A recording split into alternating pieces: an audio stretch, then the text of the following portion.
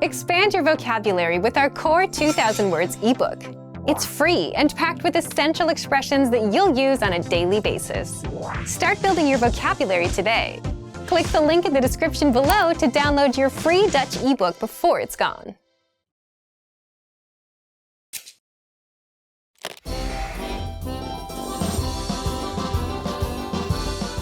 Hallo iedereen, mijn naam is Gabriella. Het beroemde feest Carnaval begint met de vaste tijd 40 dagen voor Eerste Paasdag. De eerste carnavalsdag valt dan 6 weken voor Eerste Paasdag. Carnaval begint officieel op zondag en duurt tot en met de volgende dinsdag. Alleen in Nederland wil het feest vaak nog wel eens eerder beginnen. Vaak begint het feesten al op donderdag en soms zelfs al op de woensdag voor carnaval. In deze les gaan we u vertellen over de gewoontes die bij de Nederlandse carnavalsviering horen. Welk getal staat centraal tijdens de carnavalsdagen en staat ook wel bekend als het gekkengetal? We zullen het antwoord aan u laten zien aan het eind van deze video. Officieel duurt carnaval van zondag tot en met dinsdag. In Nederland is er echter ook sprake van een carnavalsseizoen dat op 11 november om 11 minuten over 11 begint. In Nederland wordt deze start van het seizoen in iedere carnavalvierende stad of dorp met een zekere ceremonie gevierd. In Maastricht vindt op die dag een grote manifestatie plaats die ieder jaar zo'n 30.000 bezoekers trekt. Het getal 11 is van oudsher het getal van dwazen en narren en duikt veel op. Oorspronkelijk was carnaval een eetfestijn. Een laatste keer om eens goed te eten, voordat de 40 dagen vasten zouden beginnen. Alles werd in ieder huishouden tot op de kruimel opgegeten, omdat het tijdens het vasten anders zou bederven, en dat zou natuurlijk zonde zijn. De reden van het vasten is om de 40 dagen te gedenken waarin Jezus zich in de woestijn bevond met alleen het broodnodige. Tegenwoordig wordt er in Nederland niet meer echt gevast, maar wordt het op een andere zeer opmerkelijke manier gevierd. Tijdens de carnaval is de bekendmaking van de prins een van de belangrijkste gebeurtenissen. De prinsenthulling trekt daarom altijd vele bezoekers. Prins Carnaval is meestal iemand die in het verleden actief is geweest in het plaatselijke carnavalsleven. Of is de prins een bekend persoon, zoals de voorzitter van een lokale voetbalclub of de eigenaar van een groot bedrijf. Je kunt niets speciaals doen om uitgekozen te worden als prins. Heel soms kun je jezelf beschikbaar stellen, maar vaak bepalen de carnavalsverenigingen de prins zelf.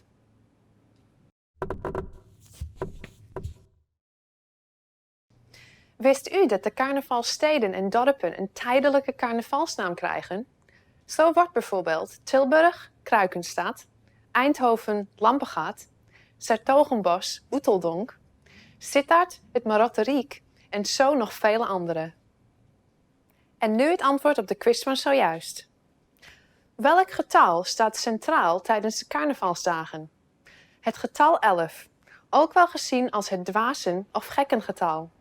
Wist u dat als u de letters van het woord gekkengetal optelt, dat u uitkomt op precies 11 letters? De bekende carnavalskreet Alaaf is dan ook een verbastering van het woord 11. Hoe vond u deze les? Heeft u iets interessants kunnen leren? Als wat zou u verkleed willen gaan met carnaval? Laat een berichtje achter op dutchpod101.com. En tot de volgende keer! Hey everyone, welcome to the Monthly Review, the monthly show on language learning, where you discover new learning strategies, motivational tips, study tools, and resources. By the way, all the lessons and bonuses you're about to see can be downloaded for free on our website. So click the link in the description right now to sign up for your free lifetime account. Okay, today's topic is how to learn a language in 2022. If you're planning to learn a language in 2022, then this episode is for you, especially if you want to finally succeed with your New Year's resolution, instead of failing or giving up in the next week or two. That's why today you'll discover 1. The 4 critical steps you need to take when learning a new language, and 2. How to set goals and New Year's resolutions that won't fail you in 2022. But first, if you're looking for some free language resources and downloads, here are this month's new lessons and resources. Be sure to download these now before we take them down in a few days. First, the Using Opposites Conversation Cheat Sheet. With this new cheat sheet, you'll learn common opposite adjectives like near and far, hot and cold, and grammar rules on how to use these words in a sentence. Second, the How to Say Goodbye PDF Writing Workbook. With this printable PDF, you'll pick up some common parting greetings and be able to practice writing them out. Third, can you talk about cars in your target language? Learn how to say words like tire, windshield, headlights, and more with this quick vocab bonus. Fourth, must know words and phrases for public transportation. Learn how to say ticket, bus, train, and much more with this quick 1-minute lesson. Fifth, the 10 habits of highly effective language learners. Wondering which habits will help you succeed with language learning? Then check out this free lesson. To get your free resources, click the link in the description below right now. They're yours to keep forever. Okay, let's jump into today's topic. How to learn a language in 2022. Part 1. The 4 critical steps you need to take when learning a new language. Every time you start a new language, you should start with 1. Goals, 2. Anchor points, 3. Grammar, 4. Reading. What are these 4 steps, and why do you need them to succeed with language learning? Let's jump in. The first one is goals. Everything starts with a goal, but your goal itself can also lead you to failure if you don't set it the right way. So more specifically, you need to set small, measurable monthly goals instead of just, I want to learn a language and be fluent this year. We'll cover goals in the second part of this episode, so stay tuned. After goals, the second step is setting anchor points. What are anchor points? Imagine a small ship in the middle of a big lake. It's windy, lots of waves, and the ship is bobbing up and down, drifting all around. What would you use to stop the ship from drifting away? An anchor. And just like an anchor keeps the ship in place, anchor points keep you from drifting away from your language. So an anchor point is a connection to the language that keeps you attached to the language and motivated to learn the language. One great example is language school. Imagine you signed up and paid thousands of dollars up front. Paying that much would motivate you to make the most of your time there. It's also a big commitment, one that you can't easily back out of. And school dictates your schedule. You have to wake up early, you have to do homework. Your life revolves around the classes. And as such, language school and the language itself become anchor points that your life revolves around. Anchor points can also be family or a partner that speaks the language you're learning. You're around them, you're exposed to the language, so your motivation to learn gets a bit stronger. Buying a language learning program or textbook are also examples of good anchor points. You invested your hard-earned money, which means you're serious about learning. Plus, you want to make sure your investment doesn't go to waste, so you're more motivated. If you're wondering if you have any anchor points, you already have at least one. You're watching our lessons on YouTube, but the more anchor points you have, the stronger your motivation will be. So if you're into music or TV shows in your target language, those can serve as anchor points too. These are things that connect you to the language and add a bit of motivation to learn more, or at the very least, understand what you're watching or listening to. We covered goals and anchor points. What's next? The third step is you must have a good grasp of grammar of your native language. Now, you might wonder, if you're learning a new language, why focus on your native language? Well, as native speakers, the problem is we know what good grammar sounds like, but we can't explain how or why our language works the way it works. So if you don't have a good grasp of grammar, the backbone or the rules of a language, then you'll have a tough time learning a new language. You'll jump in and start learning words and phrases, but you'll never learn how to put them together and make sentences. That's a common problem beginners have. Now, if you already know the grammar of your native language, how do you apply that to your target language? For example, if you're an English speaker, and if you know that English sentences follow the subject, verb, object pattern, and if you know that languages have specific sentence patterns, then you'd go look at patterns. Then, you'd have a good idea of how to create your own sentences, instead of learning random words first. Finally, the fourth step is reading. Reading is good simply because you can do it anywhere, anytime, and without a teacher. It's a skill you can get started on day one, on your own. Reading also tends to spill over into other areas. The more you read, the more words and grammar rules you come across, so you boost your vocabulary and grammar, which can seep into speaking and listening. If you read out loud, you're practicing 2 skills at once. Now, we've covered what you need: goals, anchor points, reading, and grammar. Setting anchor points, knowing your own grammar, and reading are simple enough, but how do you set goals that don't lead you to failure? Part 2. How to set goals and New Year's resolutions that won't fail you in 2022.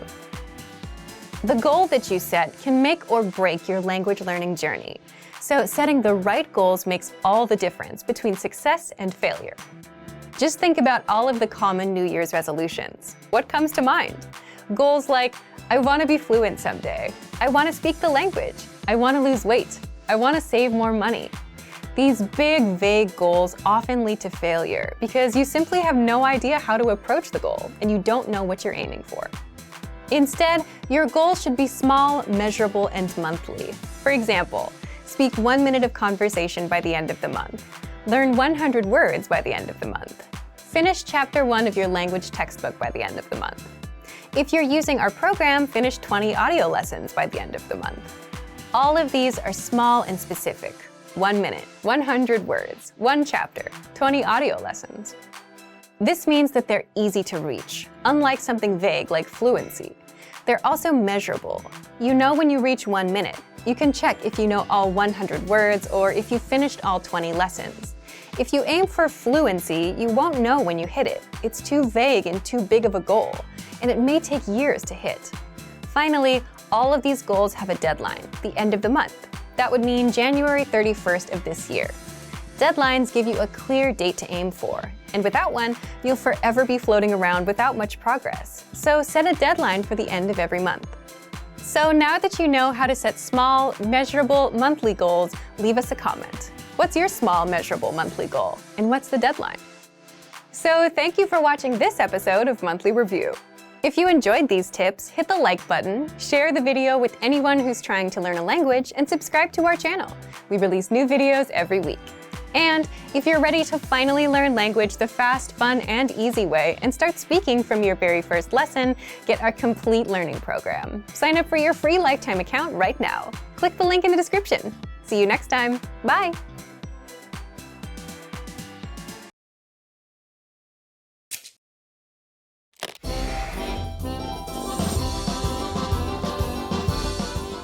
Hallo iedereen, mijn naam is Gabriella.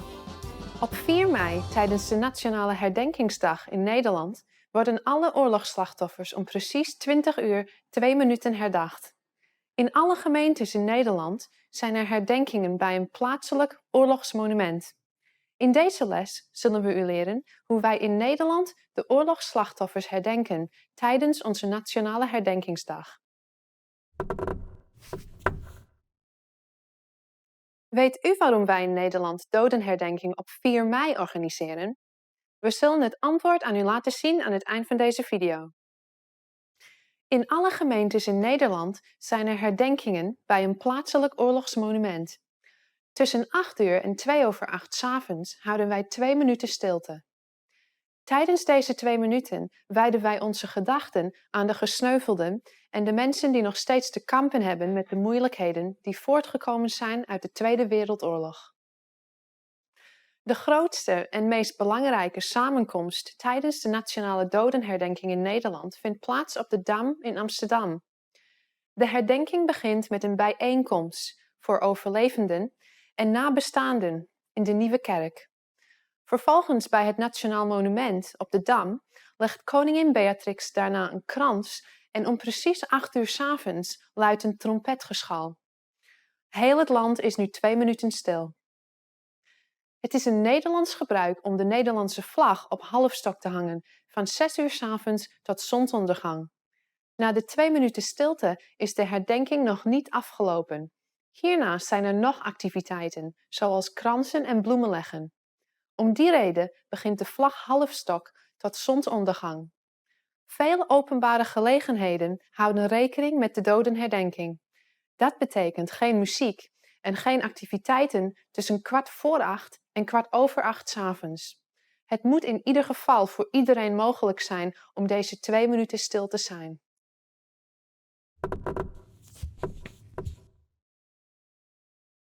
Wist u dat Nederland het enige land is dat de herdenking en bevrijding op deze manier combineert? Denemarken bijvoorbeeld organiseert maar eens in de 5 jaar een herdenking en Frankrijk heeft 2 herdenkingsdagen, 1 voor iedere wereldoorlog.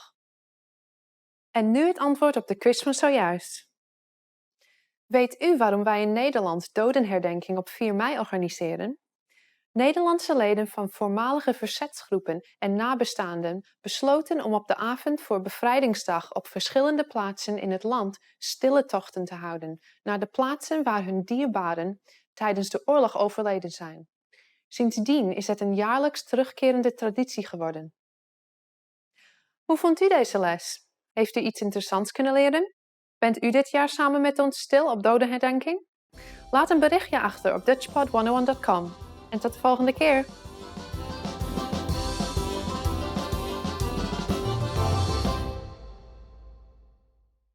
Hey everyone, welcome to the Monthly Review, the monthly show on language learning, where you discover new learning strategies, motivational tips, study tools, and resources. By the way, all the lessons and bonuses you're about to see can be downloaded for free on our website. So, click the link in the description right now to sign up for your free lifetime account. Okay, today's topic is, are you an introvert or an extrovert? And how to speak more of your target language. Since you're learning the language, then you're very much aware of the importance of speaking, which can be easy if you're an extrovert, or hard if you're an introvert. So, how can you speak more if you're on the shy side? Keep watching this month's episode. You'll discover who learns faster, extroverts or introverts, why learning a language can help you become more extroverted, and 5 ways to speak more, even if you're an introvert. But first, if you're looking for new free language resources and downloads, here are this month's new lessons and resources. Be sure to download these now before we take them down in a few days. First, the Sport and Exercise Conversation Cheat Sheet. Want to talk about fitness in your target language? You'll learn over 50 words and phrases for sports and exercise with this brand new cheat sheet. Second, the 40 words and phrases for ordering food writing workbook. With this free resource, you'll pick up must-know words and phrases for the restaurant and practice writing them out as well. Third, the top 12 April Fool's phrases. Want to be able to say some outrageous phrases in your target language for April Fool's Day? Then you'll want this April Fool's phrase list. Fourth, can you talk about your bones in your target language? Learn how to say words like skull, ribs, spine, and much more with this quick vocab bonus. Fifth, 20 must-know jewelry vocabulary. Do you know how to say earrings or necklace in your target language? If you don't, then this vocab lesson is for you. To get your free resources, click the link in the description below right now. They're yours to keep forever. Okay, let's jump into today's topic. Are you an introvert or an extrovert? And how to speak more of your target language. Part 1. Do extroverts or introverts learn languages faster? If you've ever wondered whether introverts or extroverts learn the language faster, there have been studies done on this. And as you'd expect, extroverts do have an advantage when it comes to speaking and overall conversational skills. Of course, these studies didn't take into account mistakes you may make, such as grammar, vocab, etc. And introverts? Introverts tend to observe and listen more, and tend to be better listeners. Do you agree with these findings? Leave a comment. So the key takeaway is they each have their own advantages. One has something that the other lacks. And that makes sense, doesn't it? If you speak less, your speaking skills will be weaker. And if you want to just speak a lot, you get good at speaking but miss out on the other skills, like listening and reading. So unfortunately, you can't really say who learns faster based on personality alone, just that each one has their advantages and disadvantages. But personality aside, success with a language will always depend on your attitude towards learning itself and how much time you put in. The person that has a better chance of becoming fluent will always be the one that puts in more time to learn, practice, get feedback, adjust with the feedback, and not so much about whether they're extroverted or introverted. But what if you're an introvert who wants to be able to speak more? Is there a way to become more extroverted? Part 2. How to speak more, even if you're an introvert. There are ways to become more extroverted, at least more than your usual self. How? Well, first, by learning a language. When you learn a language, you have a natural desire to connect with native speakers, even if you're shy. Also, native speakers tend to be very supportive and welcoming when you're trying to learn their language. So even if you're shy, it's kind of hard to stay shy in the long run when the people you speak with are so encouraging. In your native language, even if you know a million ways to start a conversation, you might not try to speak to someone because you're worried about whether you have something clever to say or the timing or some other social aspect. But in another language, where you may only know a few phrases, you're not bogged down by that. You just do the best you can with the few phrases you have.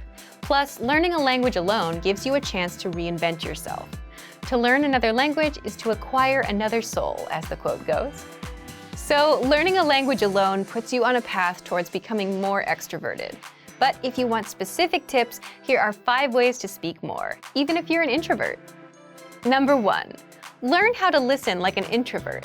How can this help you to speak more? Introverts tend to listen more, and the better listener you become, the better questions you can ask, which results in a more meaningful conversation, which also means more speaking time for you. So you can speak more, even if you consider yourself an introvert, by listening well and asking relevant and pertinent questions.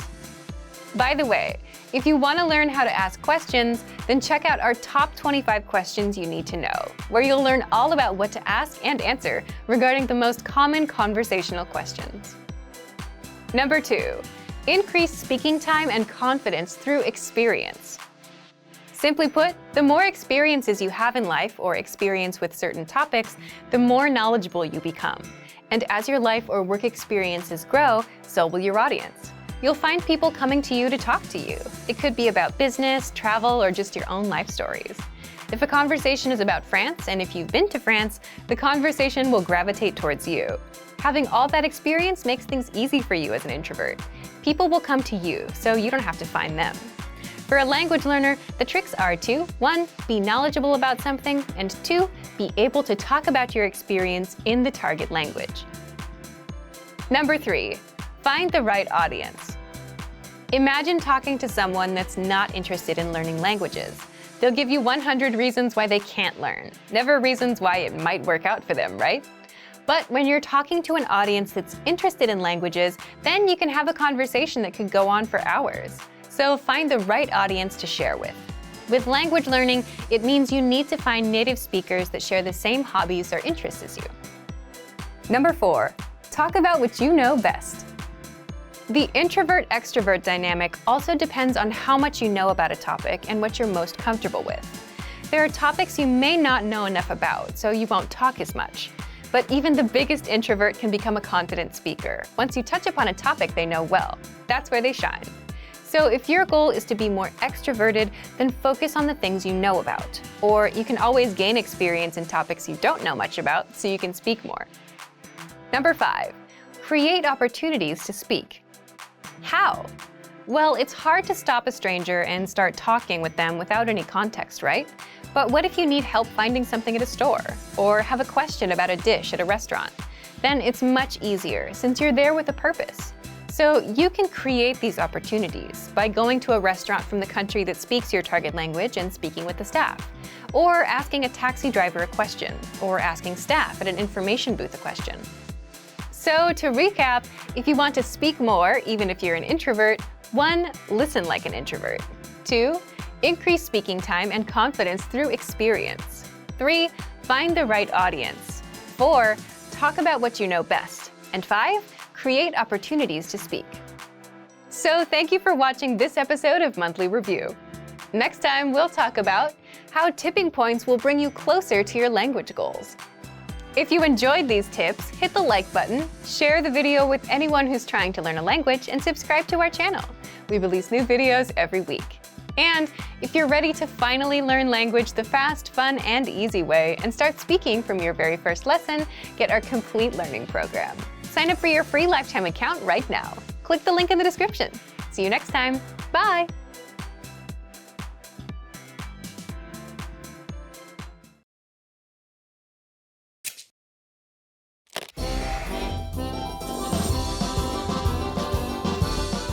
Hallo iedereen, mijn naam is Gabriella.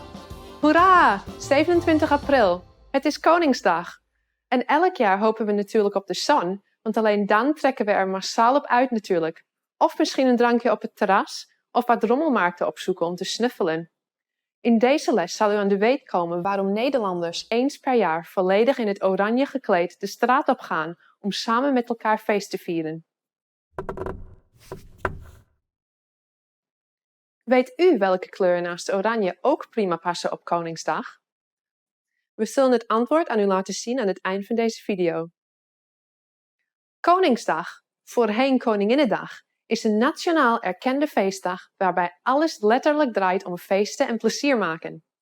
De pret begint al tijdens de Koningsnacht, de nacht voorafgaand aan Koningsdag, waarbij iedereen verkleed in oranje naar de steden trekt.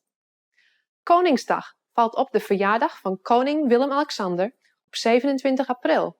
Maar als deze op een zondag valt, dan wordt het een dag eerder of later gevierd. Net als koningin Wilhelmina en koningin Juliana dat voorheen deden, viert ook koning Willem-Alexander deze dag op zijn verjaardag. Dit in tegenstelling tot koningin Beatrix, die vierde Koninginnedag niet op haar verjaardag, 31 januari, maar op 30 april, de verjaardag van haar moeder, koningin Juliana. Dit kwam omdat volgens koningin Beatrix januari te koud was voor festiviteiten. Tijdens de Koningsdag bezoekt koning Willem-Alexander en koningin Maxima Sorregietta samen met andere leden van de koninklijke familie verschillende feesten door Nederland heen. Samen met de media neemt het koninklijke paar deel in verschillende parades en andere festiviteiten, zoals de Vrijmarkt in Maastricht of het jaarlijkse festival op het Museumplein. Deze bezoeken zijn bij iedereen thuis op televisie te volgen op de zenders Nederland 1, 2 en 3, zal het meeste oranje nieuws uitzenden, omdat deze zenders bij de publieke omroepzenders horen.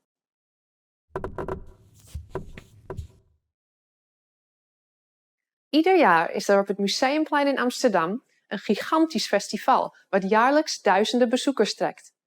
Het is zo populair dat de naam Museumplein ook wel bekend staat als Oranjeplein. En dit maakt het ook de juiste plek om Koningsdag te vieren. En nu het antwoord op de quiz van zojuist. Weet u welke kleuren naast oranje ook prima passen op Koningsdag? Naast de kleur oranje passen de kleuren rood, wit, blauw ook prima op de verjaardag van onze koning. Deze kleuren zijn namelijk van onze vlag en sluiten de kleuren van onze vlag volledig aan bij de kleur van ons koningshuis. Hoe vond u deze les? Heeft u iets interessants kunnen leren? Welke kleuren heeft de vlag van uw land? En komt u ook uit een koninkrijk? Laat een berichtje achter op dutchpod101.com. Tot de volgende keer!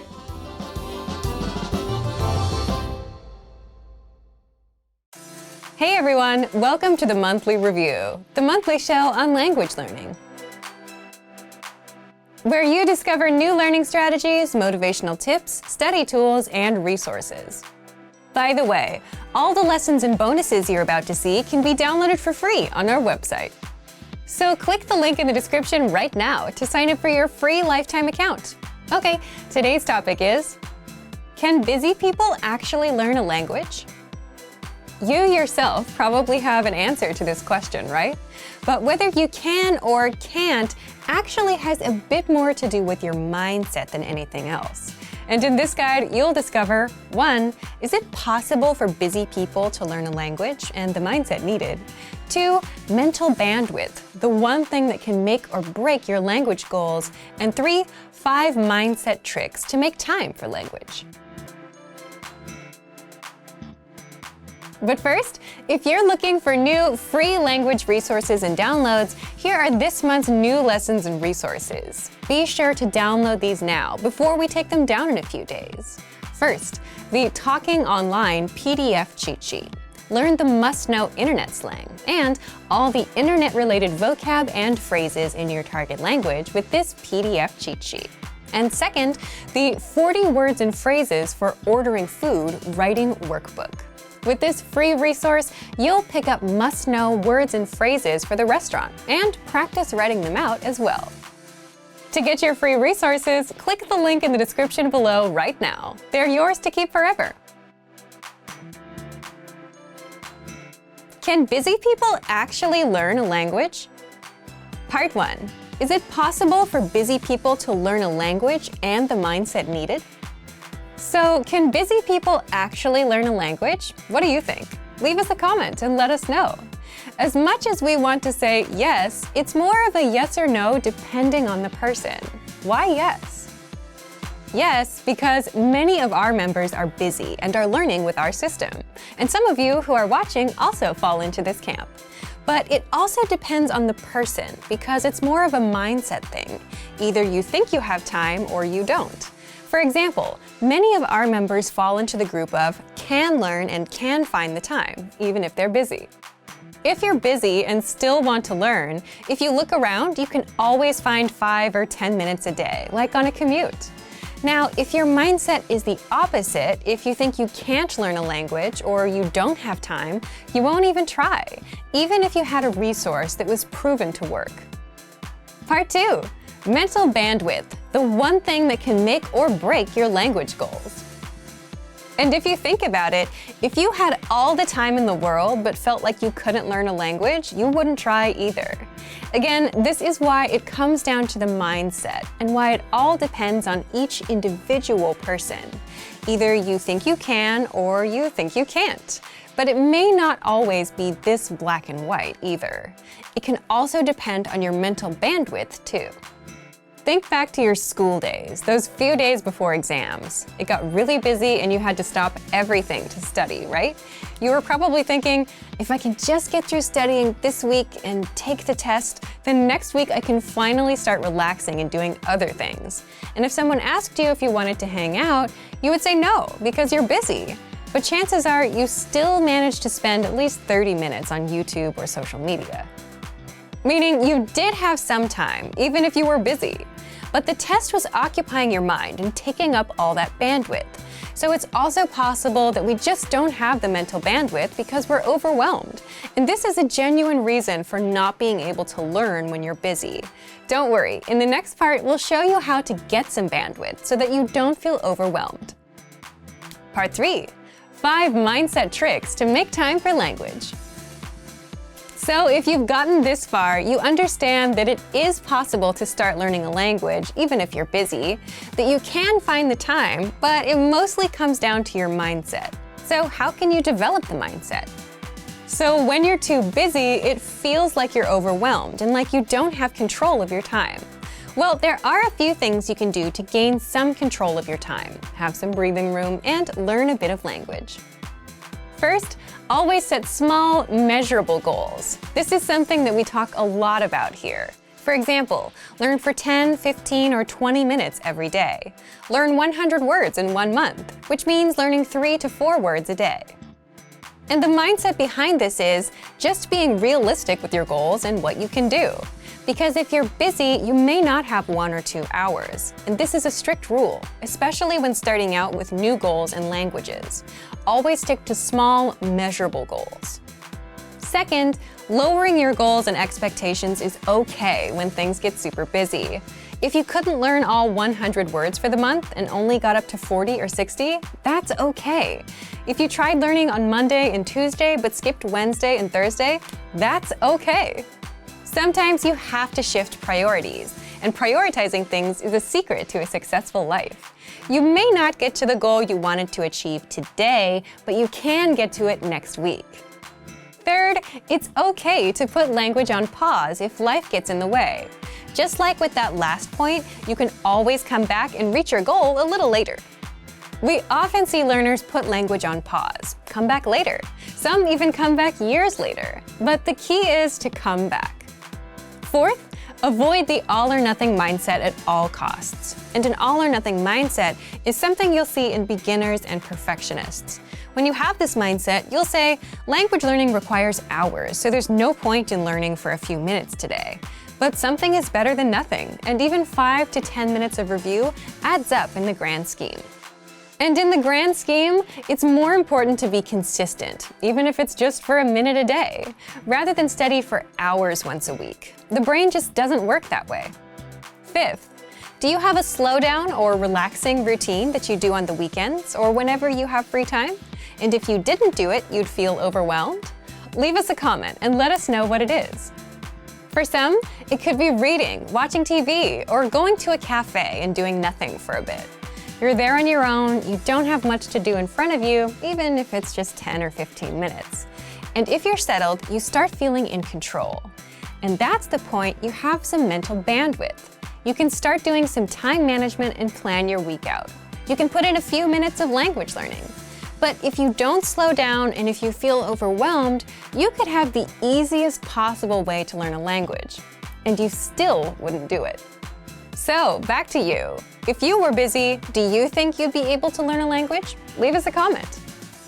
So, thank you for watching this episode of Monthly Review. Do you record yourself speaking your target language? If you enjoyed these tips, hit the like button, share the video with anyone who's trying to learn a language, and subscribe to our channel. We release new videos every week. And if you're ready to finally learn language the fast, fun, and easy way and start speaking from your very first lesson, get our complete learning program. Sign up for your free lifetime account right now. Click the link in the description. See you next time. Bye!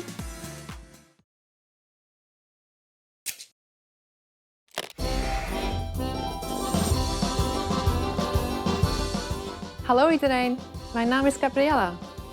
Pinksteren komt precies 10 dagen na Hemelvaartsdag en 49 dagen na Pasen. Net als Kerstmis en Pasen kent Pinksteren ook een tweede dag waarop gevierd wordt. In deze les gaan we u uitleggen wat Pinksteren en Hemelvaartsdag inhoudt en hoe wij dit in Nederland vieren. Weet u wat het Griekse woord Pentekoste in het Nederlands betekent? We zullen het antwoord onthullen aan het eind van deze video. Veel mensen in Nederland zien Pinksteren alleen als een dag vrij. Vooral voor de jeugd heeft Pinksteren deze betekenis. Maar we weten allemaal dat er een veel groter verhaal achter Pinksteren zit. Pinksteren is namelijk ontstaan uit het Joodse wekenfeest, die ook wel Shavuot genoemd wordt. Waar vroeger Pinksteren alleen maar een dankfeest was voor het binnenhalen van een goede oogst, heeft Pinksteren sinds de 2e eeuw na Christus een nieuwe betekenis. Namelijk de dag waarop we het verbond tussen God en Israël herdenken. Hemelvaartsdag is een dag waarop we herdenken dat Jezus Christus definitief zijn weg terug naar de hemel heeft gevonden. Omdat Pasen ieder jaar op een andere dag valt, doet Hemelvaartsdag dat ook. Hemelvaartsdag is precies 40 dagen na Pasen en valt altijd op een donderdag, omdat Pasen altijd op een zondag valt. Lastig hè? Omdat ambtenaren en veel andere werknemers een verplichte vrije dag hebben en de winkels gewoon open zijn, gaat iedereen erop uit om in de grotere steden als Amsterdam en Utrecht te shoppen. Pinkpop is een jaarlijks 3-daags popfestival in Landgraaf, dat in het weekeinde van Pinksteren plaatsvindt. Het festival duurt 3 dagen en trekt per dag ongeveer 60.000 mensen. Pinkpop is een van de langstlopende jaarlijks terugkerende popfestivalen ter wereld. In principe wordt het evenement altijd met Pinksteren gehouden, maar valt Pinksteren vroeg in het jaar, dan wordt het in een ander weekend gevierd dat in of dichter bij de maand juni ligt. Rond de maand juni zijn de meeste bands op tour door Europa, wegens de vele festivalen hier. Veel bezoekers dragen tijdens het festival het iconische roze Pinkpoppetje.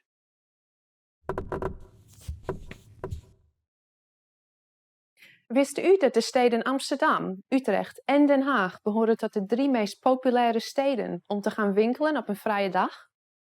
Naast het eindeloze aanbod van winkels, uitgaansgelegenheden, restaurants en musea, staat Den Haag ook bekend om zijn stranden.